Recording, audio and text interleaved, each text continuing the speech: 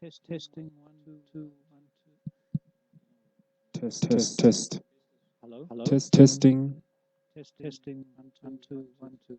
That That one's quite one's quite soft. soft, eh? Hello. Okay. 1 2 1 2. Testing mic 1 2. Testing mic. Okay. Can you hear me?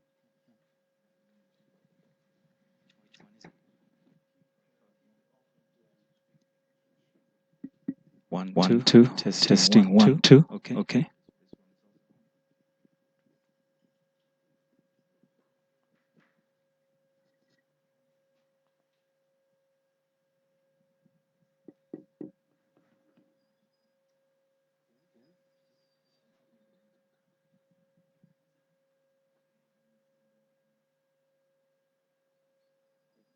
One two. Okay.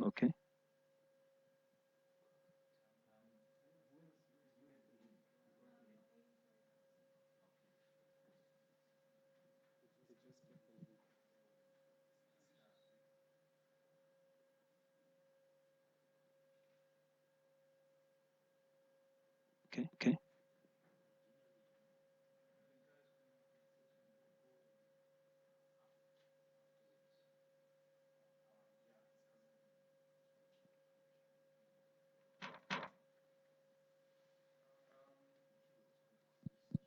Ladies and gentlemen, we'll start with a warm-up conversation in a while, which will then lead us into our 8 o'clock body, the conversation. We'll start shortly. Thank you for waiting and thanks for your patience.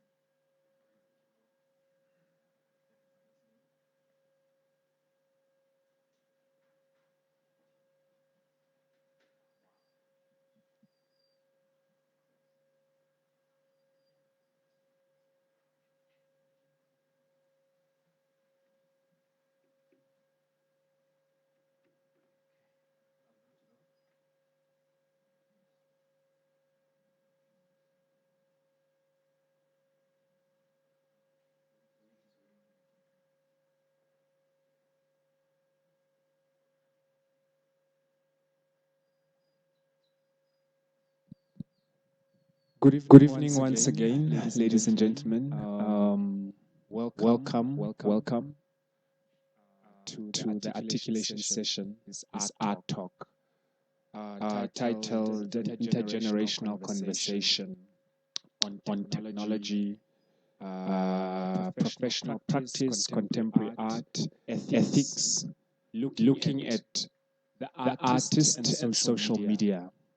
Thank you for making time tonight to come and be part of this dialogue. We will be, the conversation is being streamed live, and there will be a YouTube video available after this. So with that, what we are trying to do is that we are trying to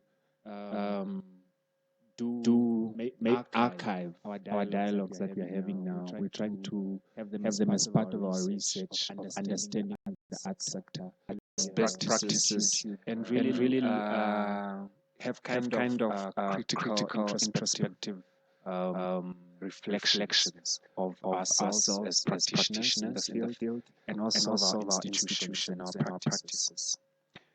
So tonight I'm very honored because I have three wonderful people here. We're calling it an intergenerational conversation. We're also calling it an intersectional conversation. It's intergenerational because I think If you look at four of us here, I think we are all from different, but not so different generations. So in a way, it's now. And the conversation about the artist and social media is quite broad, and it looks at many things. So we are not looking at things being specific necessarily. Tonight, I'm very honored to different people. And to get into our topic, I think it's important to reflect on the fact that social media has really taken off in the world today, in our country, on the continent. People are just not present here in this physical.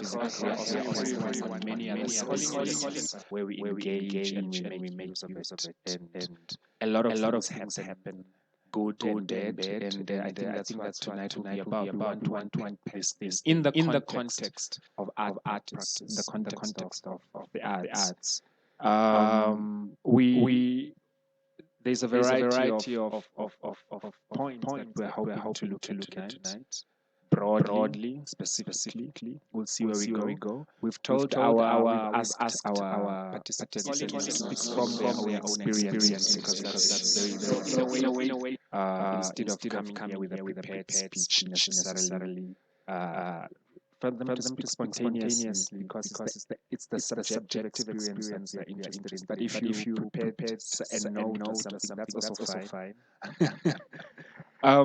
Let me introduce the guests here tonight. Right here next to me, I have Hildegard Titus, who is a photojournalist and a video journalist, and photographer. Her work looks at gender and cultural issues. Hildegard is also will be having an exhibition sometime next month. Here at the Franco Namibia Cultural Center, and the exhibition looks at the politics of black hair. Welcome. And then next to Hilde, I have Julia Hango, who is a photographer and a performance artist, and she's interested in the body politics, body issues.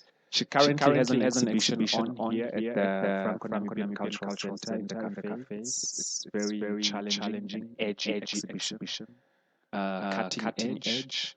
And it's called Naked Spaces. I would recommend that you all please go and see it. It's something to look at. Welcome. Thank you for being here. And then we are also honored to have Hugh. Hugh Ellis. And Hugh is a lecturer in journalism, media technology at the Polytechnic of Namibia. Hugh is also a poet. And he's got an anthology out called Hakahana. Please see his work. I think Hugh is also has a very keen interest in the world of arts and culture. And that's very evident in his social media work. In social media presence. Welcome, Hugh. We are happy to have you here. All right. So I want us to take off the conversation by thinking about the artist and social media. What comes to your mind if I throw those two words out there? Artist and social media. What is the one thing that or the two things or three things that comes to your mind when you were invited for this talk, for example? What ticked for you? Anyone who wants to go first? Hilde? Okay, so when I think of the artist on social media, I think of exposure, because social media like expands beyond your locale and where you are exactly, and allows you to like to a wider audience of people. The other thing I think of with social media is like plagiarism. I think as artists, something we're always afraid of is that once it's on the internet, like you can't get it back, and lots of people who copy your stuff or use your photos without permission, and you get into legal battles over it. It's like a double-edged sword where you get to express yourself, and I mean. We can use that mic when the conversation gets to that side, or when you have to speak. Okay, thank you for those brief and concise comments. It's starting to sound as if the artist has a responsibility and an agenda in the context of social media. Does the artist have a responsibility? And what kind of responsibility is that? So being on social media, does that come? That obviously comes with a kind of responsibility. Is that responsibility that the artist has? Sure. For me, I think that the Just hello. Okay. Yeah. For me, that kind of responsibility is, in a sense, one that is way, or a lot of those responsibilities do exist. Being process, because I realize that a lot of times you share your creative process and work and stuff, and it's not received very well, and the artist is not very well prepared to handle the backlash and that sort of thing. So I think just take responsibility in knowing your subject and how to handle the backlash. Are you okay? This idea of staying true to yourself keeps coming up a lot, and this is why I want to bring in the question of agenda. I think for me, social media started off as a safe place to kind of create a fake persona.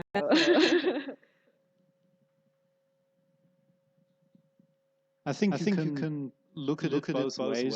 There are positives and negatives, as Julia said, with some of the positives. Also with artists and journalists in a lot of conflict zones and those who might face, threats because of the outputs they're producing. Split their professional side and their personal one. And I see a lot of my friends and colleagues having a personal Twitter and a professional Twitter, or a personal Facebook and a professional one. So there's that like not like as an artist you have to choose whether you're willing to have that blend. And I think in terms of like being true to yourself, like if you're an artist who talks about like gender equality or being woke as they call it, and then you post something problematic on Twitter or on Facebook or something like that, then there's more scrutiny to what you do, and like we live in this screenshot culture where if you say anything off, then like you said earlier, like people will find it quicker. So I think it's harder to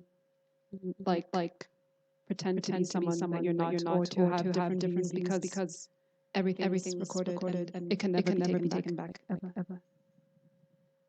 And I think that's something very important to remember in our process of using social media. That it's in its way, social media is a way of archiving. It archives automatically, and that makes it very fundamental to think about the responsibility that you have, and what you say and what you share, which then takes me to an idea of this. If I think of artivism, and I think you kind of resonate in your own practices. You resonate with this idea of the artist as an activist, or the artist activist. I want to think of artivism and social media together. And we see it every day, race conversations about racism, gender, social and many other social issues. Artists and many other people have taken that opportunity to kind of use social media as a site for activism, artivism. And thinking of that, I also want us to reflect on social media as a site of performance or site of exhibition making, because artists are using all these spaces to make exhibitions, to make statements, to ask questions. Give us your 2 cents or your $100 about that.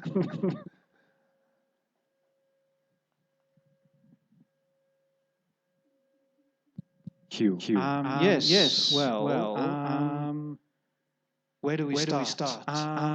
Definitely, social media has made it a lot easier for a lot of artists to exhibit their work and to get their work shown, and to get that work to an audience that cares about it.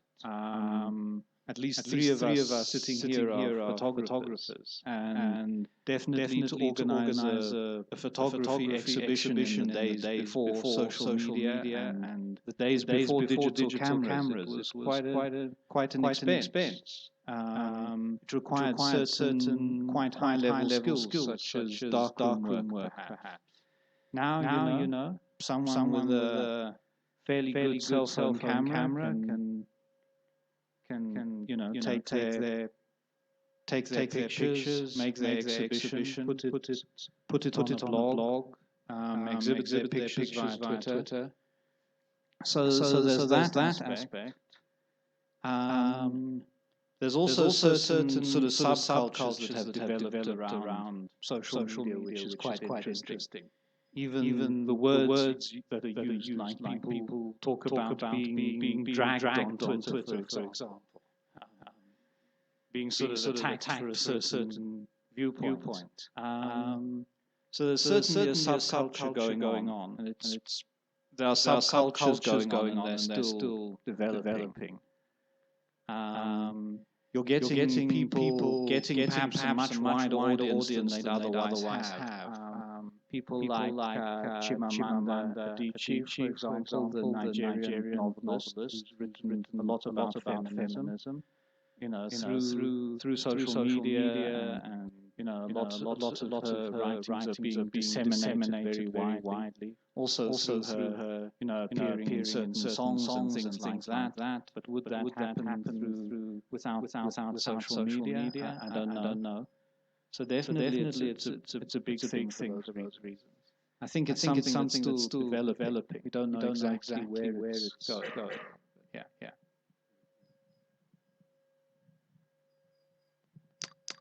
Julia? I think I'll start performance. I think personally, the performance part of social media is definitely relates to how true you can be towards yourself, and what kind of personality you kind of create as an online character for yourself. So that in itself, for many people who aren't even artists, is a whole performance every single day, because they've committed to kind of living up to this image. I think personally, social media has helped me quite a lot with exhibiting my work. I feel like without it, I don't know how I would have gotten my work to the masses. It hasn't worked as fast as I would have liked to, but I think that's great, because it gets me thinking about why and what is happening. I see so many things going viral here in Namibia, but non-important things like debates and what did you wear at the Namas, and I see those kinds of things going viral all the time, and not to say I want my art going viral, because I think it's very scary to expose myself to so many Namibian people. I find myself creating a very kind of box for myself online, where I only let certain people who I specifically know enjoy the art to follow me, because it used to be the kind of platform where I use it to meet people, but I realized that I don't want necessarily ignorant people, new ignorant people on top of my arts to give me negative comments. So I think once I've cut down on who I am, who follows me, and that kind of thing, it's gotten way easier to kind of share my work with an audience that actually appreciates it or wants to talk about it instead of just kind of looking at it and looking at it as pornography. So I think performance and exhibitions have been a very huge part for me in using social media. So I was going to talk about artivism. So I don't know. I think like as an artist, you're already an activist because when you choose to cover a topic, it's already like you're already saying that this is important, or you want people to know about it, like whether it's depression or like anorexia or anything. Like by you choosing a topic, you're already saying that you want to look at it. So again, like I think it was mentioned earlier, social media just allows you to amplify that reach of people that you can engage with. And in terms of like curating on online, like I think like for me with my Instagram, I just like sometimes I post pictures of like food or like a pretty plant and stuff like that. And to me, it's just like I think it's pretty. I want to collect all these things and have them for myself for another point. But then people and clients come to me, and because of my social media, they'll come to me, even though I was just doing it for fun. So I think sometimes it becomes you can curate like thinking ahead of it, or you can do it like more naturally, and it will still attract people, whether it's the good kind or the bad kind. It kind of allows you to express yourself and like you said, reach people that you wouldn't usually meet. Thank you. I think it's very interesting to hear all your different views, or your own views. And it's interesting because, for example, in your case, Julia, I know your work, and I think many people here also know your work, and you push boundaries, and I think you ask very important questions. And there was something brought up on plagiarism before, and maybe we should look at the ethics part of this particular conversation. Where does ethics come into you in this process of social media artists? Where does ethics come in, and where is it relevant? Of course, is relevant. But how important is it for the artist to keep reflecting on ethical issues and their practices, such as curating or showing work? Where does ethics come in?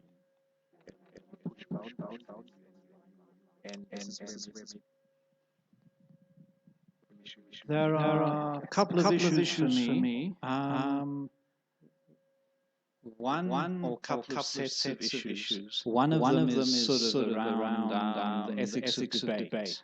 How do we on sites like Twitter actually get debates going that are actually meaningful, that kind of lead to some kind of social change, and that don't kind of dehumanize people in the process. A lot of probably if you've been on particularly Twitter, but also some other sites, you can see if I put a photo on Instagram, say, and someone else takes that photo and then goes on Photoshop and makes it into some whole other kind of picture. You know, there's a big ethical and even a legal question as to who owns that picture. Will I get acknowledged as someone who's taken the original picture? How can I even enforce that if I'm not happy? If that picture has been, say, made into a meme or something and reflects something that I don't support, you know. There are those are two of the biggest issues that I struggle with.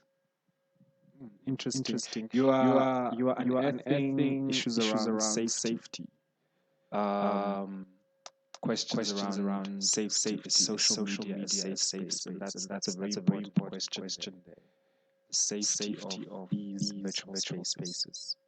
Julia, do you want to?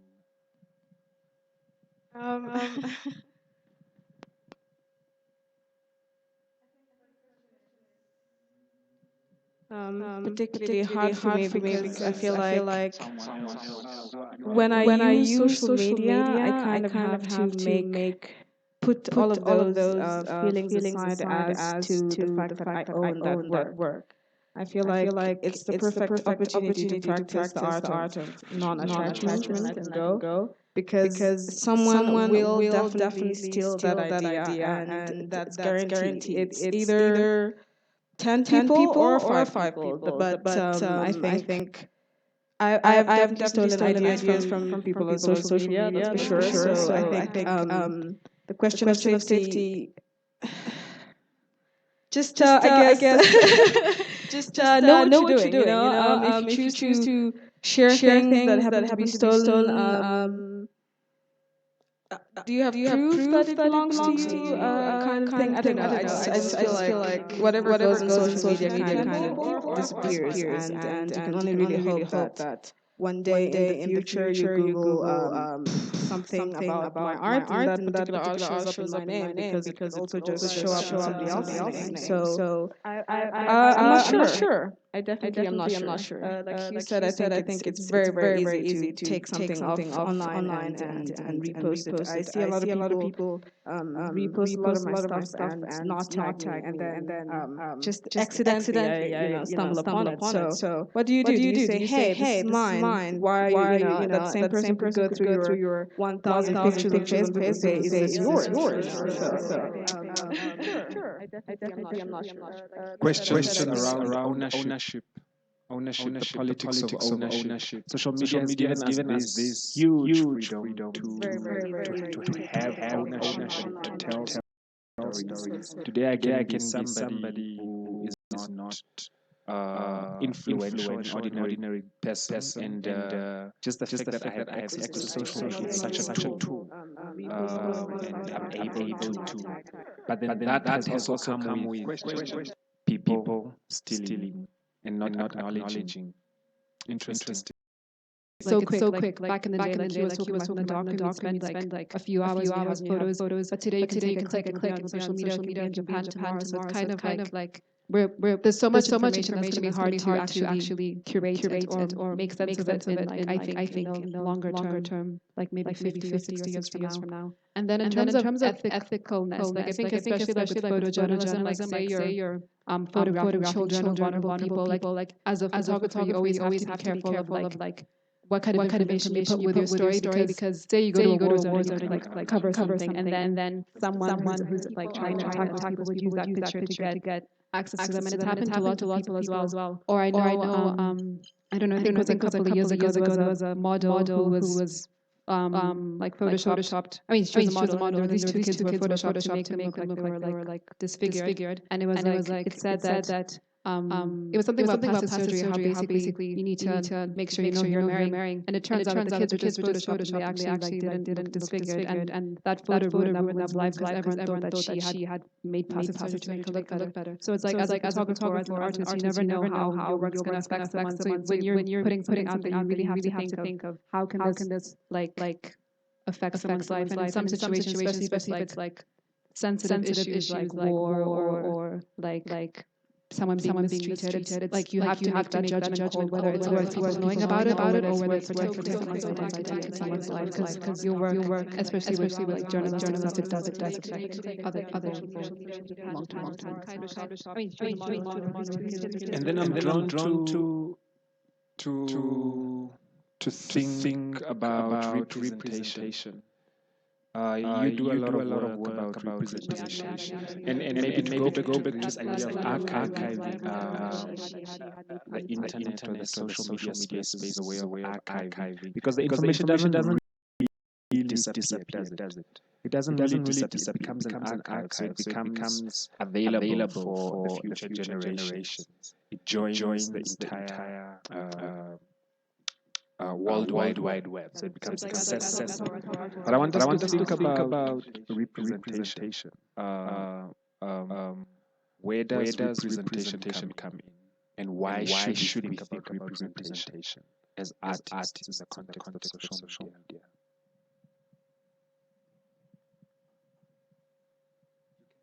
You talk about representation in your work, so your work is about representation. So maybe you want to. What does representation mean to us, to you as an artist? Yeah.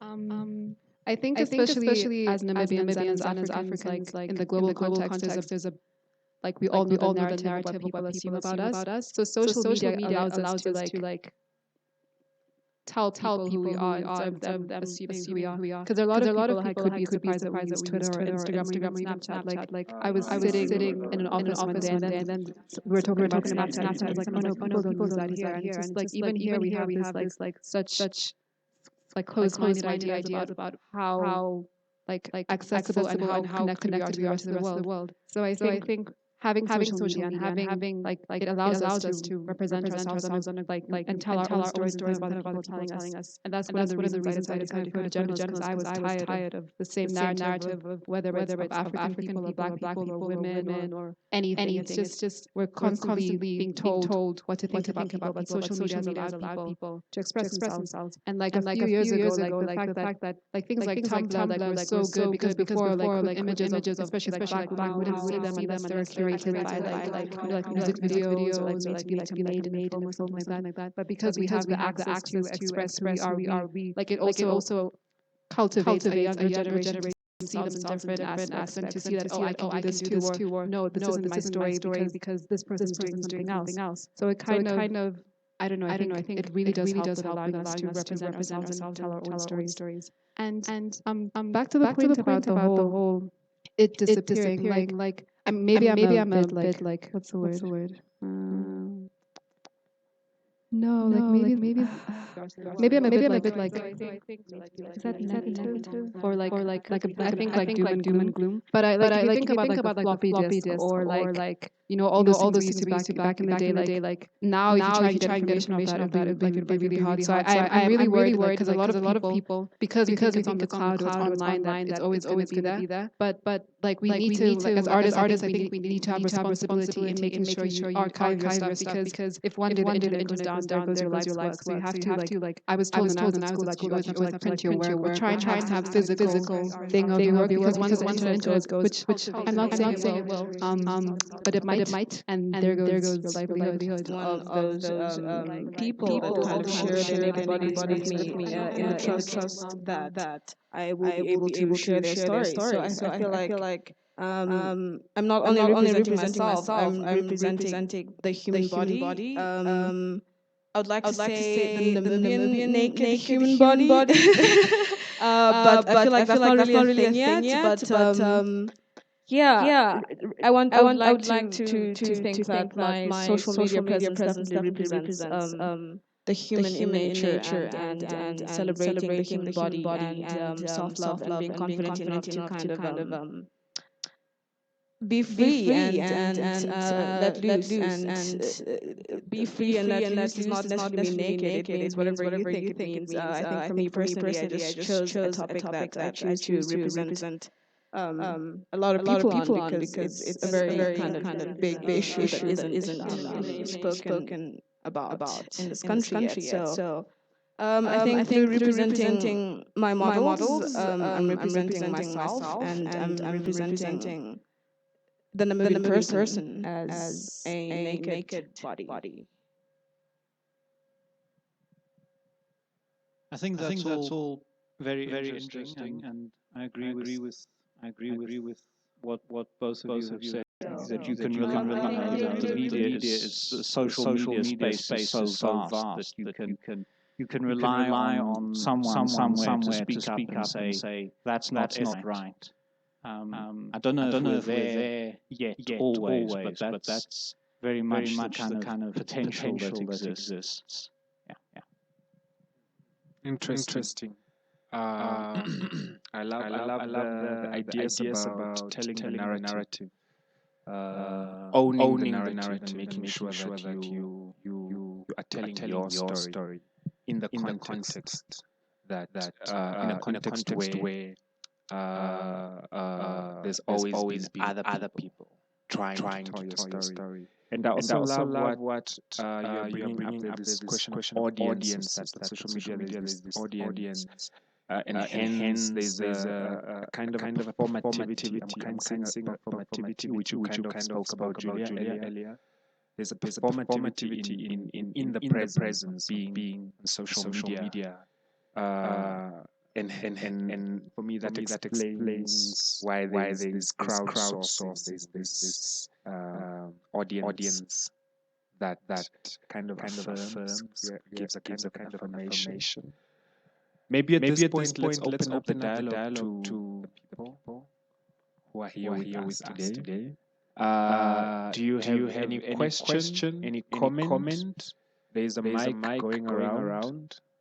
Do you want to add in a 2 cents, $100 into the conversation? Masi, I see your hand is already up. Yes, and I see there's a second hand there. Wasn't there mobile? One. Okay. There. Use that one. Just pass it by to. Okay. Pass it on. Hi. Am I? Can you hear me? Please tell us your name and. Okay, cool. I'm Masile Simbewe. I am a writer, Afrofuturist writer person. I just have a comment, or sort of something that I've been dealing with for a long time, which is this really complex relationship that I have with, let's say, Afrofuturism and sexuality. Because for me, I'm a writer, and the idea that a lot of people have about writers is we're just somewhere in the woods writing, just running around, just being free. But I'm a really extremely horribly sexual human being, and I just can't help myself. I tweet about all this obscene stuff, and it's people meet me and they're like, well, in person you're the same way, but why do you do that online? And it's like that's who I am. I really just can't separate or detach myself from the fact that I'm a sexual person. And it's interesting because what's my point actually? It's a good space to kind of practice being unapologetic in the sense of I can be a writer and a fucking good writer at that, and at the same time I can be really sexual, and I don't have to separate myself as a black woman, as a queer black woman as well. There's a space for me online that is my platform. I log in. It's my password, so I can say whatever I want. Do you know what I mean? So like it's really cool to have social media for me. And of course, like I learn a lot about racism, sexism, and misogyny and all these things. And I wouldn't have been woke if it wasn't for the people online who were woke enough to tell me, hey, that's a very problematic viewpoint that you have there because of A, B, C, D, F, G. Do you know what I mean? So like yeah, let me just run this because I talk so much. But yeah, you can be who you are online. And you can own that. And that's what's really cool about social media, and that's why I log in. So thank you. Thank you. Right behind.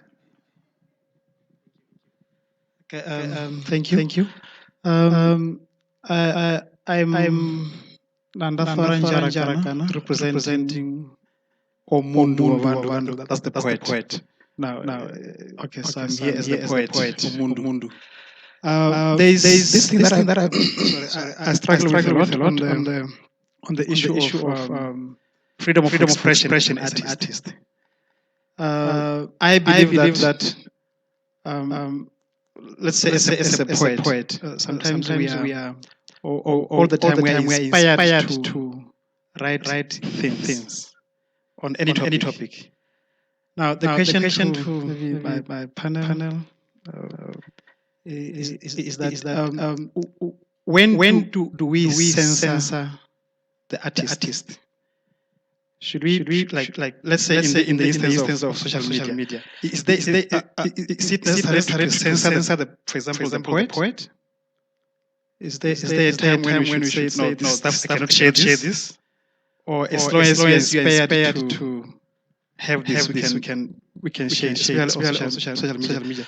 Like at one point, I think you talked about the issue of sometimes saying things which may not be maybe appropriate, but then who has to judge that? Is it the artist, or is it your audience who should say this is wrong, this is right? And when we do that as artists, especially on social media. Thank you. Behind there, and then Ashwin, that will be five. And then we'll take another round. We'll come back to the panel and then we'll take another round of questions. Yeah. Good evening, everyone. My name is Papa. I'm also an artist. You know, I don't actually. I have a question for Julian because she said that she likes to keep her work a little bit also private. You know, she doesn't like to let everyone in what she does. And then first she said that she if it was not for the social media, she wouldn't have where she is today because of the exposure. Now, if you are letting some people out, how are you going to get the exposure that you need also? I mean, if you are sensitive about your work that much. Because myself also, I'm also sensitive about my work. That's why I'm not on social media. Not everyone is on social media also, because I like to keep the old from today's confusion. So, if you are so sensitive about your work, why are you on social media? You can do it the old traditional way also. Because not everyone is on social media also. That's all I want to know. No, I'm just saying. Okay. Thank you. I think your question was noted. She will respond. Okay. And then we'll take Ashwin, and then we can come back to our panelists. Thank you. My point is quite sorry. I'm actually very important. My point is quite similar to his, but not exactly the same. In the sense that yes, we are on social media, but we don't have to be there. And yes, we are on Twitter, and we're talking, we're hoping that we can have productive intellectual debates. But fact is, most people would prefer to take things towards a more ignorant path. And the fact is, we cannot change that. We can't change that. When you post something on Instagram, it can be screenshot, and someone can try and make use of it. Those are all things that we can't change. What we have to do, however, is control how much content we allow to be on social media, because like I said, we don't have to show everything. There are some people who literally their appeal increases because of them not being on social media or being rarely. I remember those thing that Jay-Z used to do, that he would tweet once a year, and for the whole year all his fans would wait. For that specific tweet. And if there's anything that we've learned is we know almost nothing about his life. As an artist, you sometimes also it's about your target market. The people you want to reach. What do their opinions matter to you? Because if their opinions matter to you, and having a fan base matters to you, then you probably do want to watch what you say a little more than everyone else. But if it's for you, if you're a rebel and you're vanguard and you want to go crazy about it, then feel free. But don't then expect people to bend to your will. Like that might not be for everyone. So just you have to study where you want to take your brand, or where you want to take your brand in the future. Interesting views coming from our audience there. I'm hearing we're going back to the questions of audience. Looking for an audience. Are you looking for an audience? I will log in and I will say what I want to say. Censorship. How problematic is it? How when is it a problem when we want to censor the artist? Why is that a problem? It's a problem. It's a very huge problem, I think. Who wants to go? And there was a question directed to you, Julia, around how you create your space on social media, and the sensitivity around that. Maybe you want to go already because I know you're quite ready for that one. Okay, you can You can go since you have the mic already. Yeah. Where's the mic? Can you just pass it on quickly?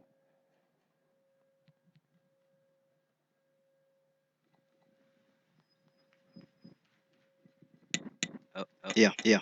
Sit on.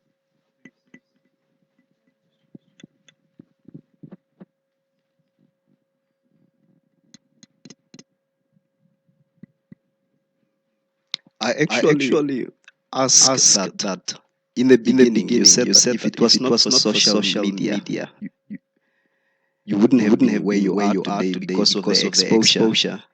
And then again, you said that you don't like to allow everyone to view your work or to go to your blog, or there is only a certain amount of people that you let in. And then I said that if you are so sensitive about your work, why don't you just get off the social media and do it the old traditional way? Because when you let yourself into social media, you should be ready for whatever negativity or positivity that comes your way, because it can also be good for you. Because what you want at the end of the day is exposure and taking your work to the next level. Thank you for that question. I think as a young artist, for me, social media definitely didn't start off as a platform to express my art. I barely knew I was an artist when I was on social media. I think social media has helped me find the artist within, number one. And I feel like in the beginning of my social media and artist journey, I had to let everybody in. It's not really a question of who's in or who's out. I think my biggest problem is the backlash that comes back, that I can't handle is the one that is towards my models. I don't mind negative comments coming towards me as a person. I feel that's okay because everybody's, I guess, entitled to their opinion. I'll handle it if that happens. But I feel like I cannot handle the negative, ignorant comments that are usually kind of thrown at me regarding my models. Because I think that's my responsibility as an artist to cut these people out if I can. I think cutting people out isn't even actually a thing. It's about curating, curating who watches your page, curating who's able to enjoy your art. Not everybody who I have on Facebook is a nude art lover, but many of those non-nude art lovers would not report my photos because they're curious or they want to talk about it. And I want that kind of energy around my social media platforms instead of a just kind of a I don't like this. It shouldn't be online. I think it's ugly. I get those too, but I handle it pretty well. So I'm not. What I'm sensitive about is the backlash towards my models and kind of the trust they put in me to showcase my work and stuff. So I think maybe I should consider doing it like the old days, but currently I think social media has definitely been a great experience for me, good and bad. I think, like you said, it's kind of these negative comments that make you grow as an artist. So I think it wasn't a complaint. It was more as a gratitude towards social media in a negative way, perhaps. I do get what you're saying, but I don't 100% understand. Yeah.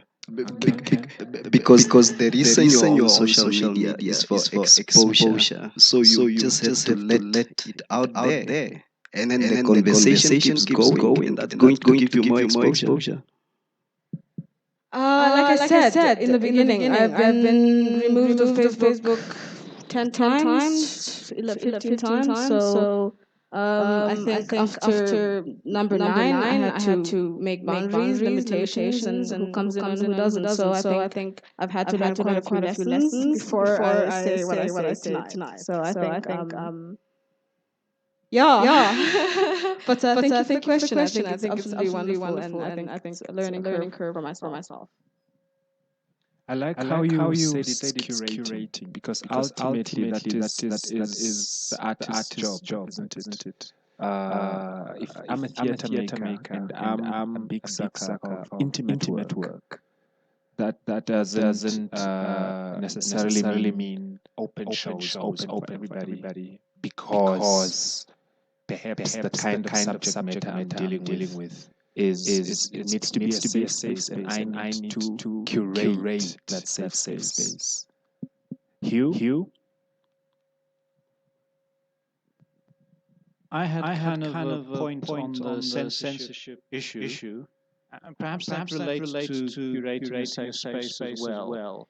In that, I think an artist who does want a kind of presence on social media has to develop a thick skin towards some of the unreasonable critics, but also to listen to kind of reasoned criticism, even though it might be hard. Certainly a good example, sort of from my personal experiences, what I've learned about race and racism by being on Twitter.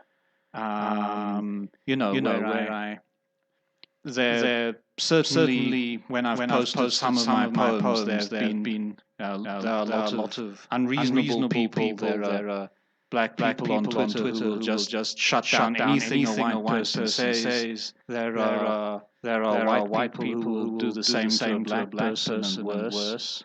But there were also people who had really quite reasoned sort of criticisms, about how I can really see my place as a white person, albeit one living in Africa. But how far can I go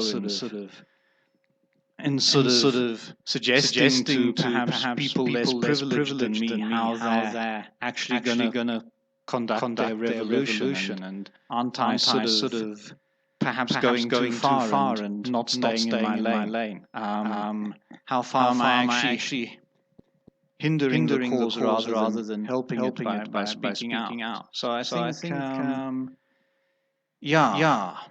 as to whether you create a space for that kind of intelligent debate, it's hard. You'll have to block some people. You'll have to not respond to some people. Ideally, I think the internet companies, the owners of Twitter and Facebook, need to also take a stand in creating some of those safe spaces. Through their policies, through policies on who gets blocked, through policies on responding to user complaints and things. That's what I would say on that. Hilda? So on censorship and like the audience, I think back in the day, if you went to you had an exhibition, people would have the comments, but you're not going to hear everything everyone has to say. But because of social media, like everyone has a voice. Like I don't know how many people on Facebook. I read somewhere that if Facebook was a country, like the second most populated on Earth, or something like that.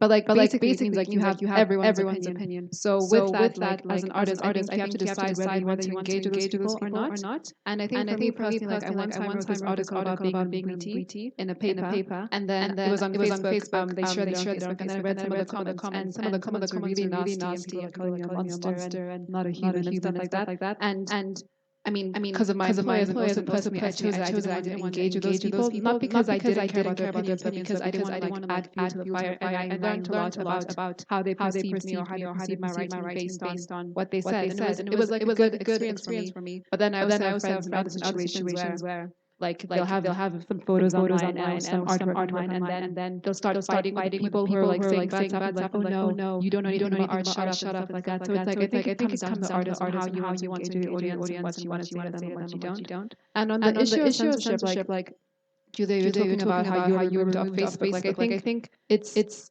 like as an artist, it's very hard where like you learn a lot about the institutions around you, like the fact that Facebook like takes away her photos which are artistic, but they allow like some people to have very vulgar pictures of like people raping women or like very misogynistic stuff. It also like it kind of shows you a bigger lens to what the world deems respectable and what it doesn't. And it also I think helps artists express that activism. Like I remember there was a photographer who had a project about her bleeding, like because she had a period, and then like it got moved off Instagram and off Facebook, and it's like the fact that something so natural is considered like taboo. It's there's a thin line between like whether people are censoring you or whether institutions are censoring you, and the people behind institutions as well kind of talk to like what is considered the norm and what is considered allowed. So as an artist, it's your decision to want to fight that or not. Because at the end of the day, social media spaces are institutions.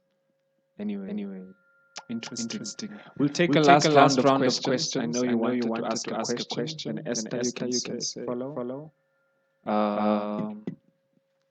Yeah. Two questions left. Evening. Please introduce yourself. My name is Luke, and I'm also a poet. My question is just why do you think some artists are actually failing to use social media to get their work out there? Okay. Esther? Hi, I'm Esther. I used to be blogger. I just wanted to comment on the fact that, for example, Julia got removed off of Facebook.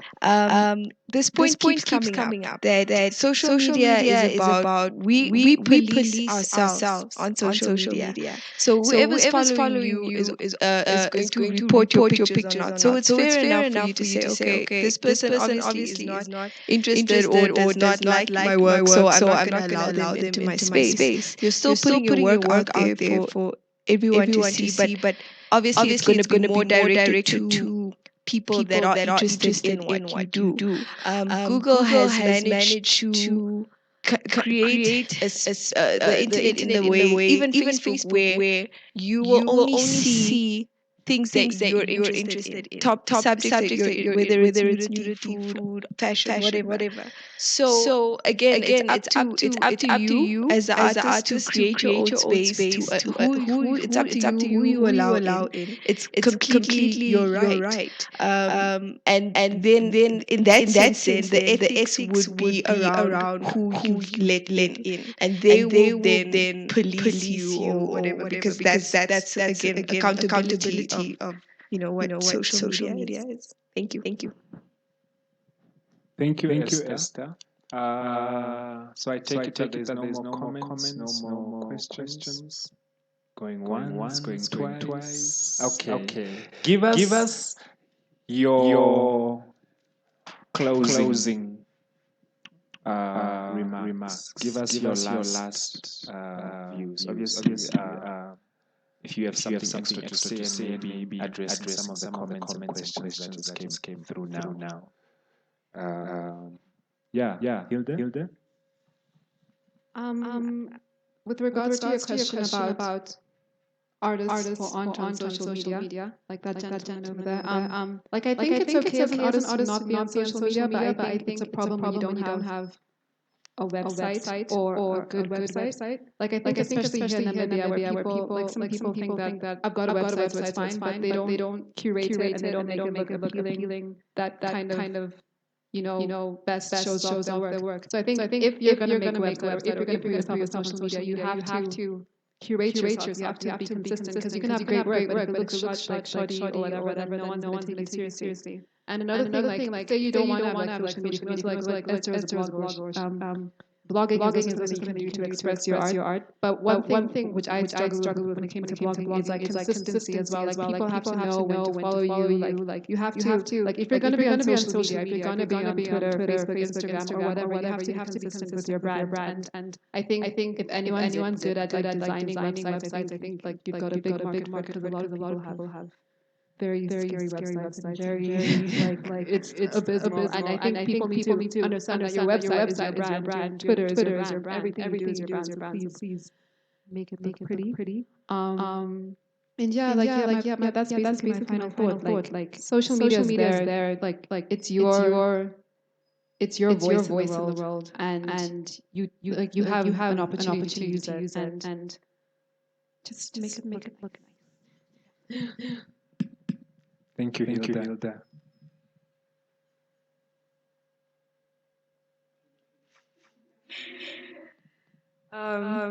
I think the question was why aren't some artists on social media? Is that right? Succeeding. To get their work exposed. Well, I guess that comes down also to what is success for you as an artist, and if you feel like you're not succeeding, are you not succeeding because you put all of your curating power, creative aesthetic into it? Because if you have, then I guess you have to kind of re-examine your whole brand, and it's not working. Like I said before, I see a lot of like kind of go viral, so it's up to you as an artist to do that. That's your job. You have to